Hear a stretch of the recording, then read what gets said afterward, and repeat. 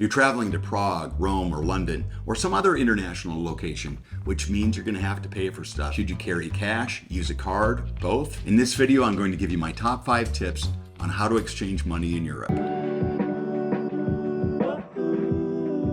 Hey, I'm Jeff Katurba. I'm an author, speaker, and creative problem solver. And on this channel, we talk about overcoming obstacles so you can follow your dreams. You're heading to an international destination, your flights are paid for, and you've probably put your hotel on a credit card. But what if you want to stop at a local market or pick up a pastry or go grab a beer? Do you put everything on a credit card or do you carry around a wad of cash? Trying to figure out how to pay for things while traveling through Europe can be stressful, but it doesn't have to be.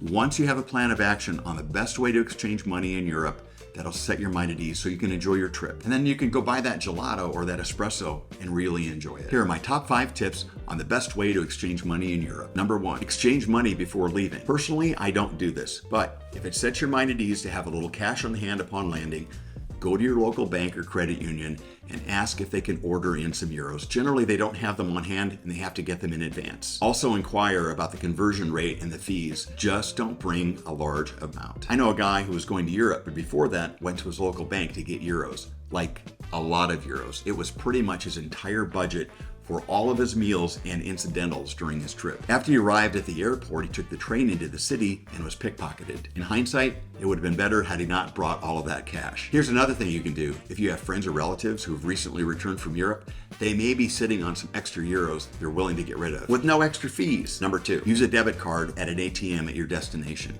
Personally, this is my preferred method for getting cash in Europe. Just make sure the ATM is associated with an actual bank, maybe even a bank associated with your card. At all costs, avoid those generic and independent ATMs you often see at airports, train stations, and even sometimes on the street. Generally, they have high fees and terrible exchange rates. So I'll go to a reputable ATM and I'll take out cash for the next 3 or 4 days. I try to budget that out to kind of get an idea of what I'm going to be spending, so I'm not carrying around a ton of cash. Plus, it keeps me on a budget. Number 3, use a credit card for purchases.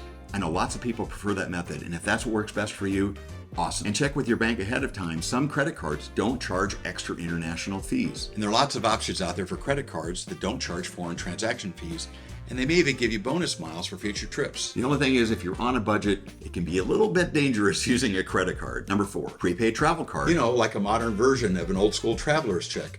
Prepaid travel cards are easy to use. They give you access to local currency wherever you are, and often you can get a better exchange rate than with your bank. A prepaid travel card can be great for budgeting. 5, avoid cash exchange windows. Avoid them at all costs. Do not use them. If you see a cash exchange window, go the other direction. Let's say you've brought some American dollars to Europe and you think, well, I'll exchange those for some euros. Don't use the window. Or maybe you're traveling from one country to another where there's a different currency. For example, in Czech Republic, you might be using crowns.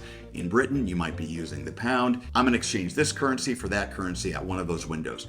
Don't do it. They're terrible. The exchange rates are horrible. Go the other way. They're a huge ripoff. I hope my tips on the best way to exchange money in Europe have been helpful for your next trip. And if you know how to pay for that banana or that espresso, you'll recharge and soon you'll be on your way to do more sightseeing. How do you plan on exchanging money for your next trip to Europe? Are you going to use cash, a card, both? Let me know in the comments. And again, did I mention the cash exchange windows? No. For more content on creative problem solving, be sure to check out my channel and subscribe. Thank you for watching. If you need any help at all planning your next trip abroad, be sure to let me know.